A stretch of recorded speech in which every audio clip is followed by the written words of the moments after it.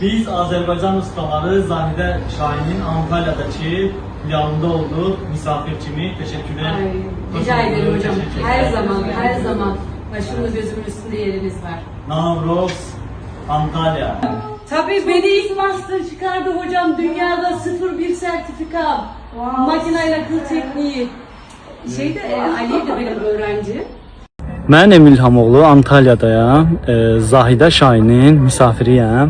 Hoş Çok sağ olun, hocam. teşekkürler ki Ben bizi teşekkür karşıladınız, ederim. bizi Sizi getirdiniz. ağırlamaktan gurur duyuyoruz. Bu cür yere getirdiniz, güzel. Her zaman. Siz de beni Azerbaycan'da misafir ettiniz. Çok teşekkür Teşekkürler, ederim. çok sağ olun. Ne zaman isterseniz. Biz sizi çok istiyoruz, siz de Azerbaycan'ı çok istiyorsunuz. Her zaman söylüyoruz. Geliyorum. Hoş geldiniz hocam. Teşekkürler, Biz çok sağ olun. teşekkür ederiz. Hoş geldiniz. Elşən Usta da buradadır. Mən də Zahide Şahin'in Craft Master'ın qonağı və misafiri oldum. Çox sevindim təbii ki. Çox gözəl insan, Rica çox ederim. gözəl bir Her master. zaman. Ne zaman isterseniz.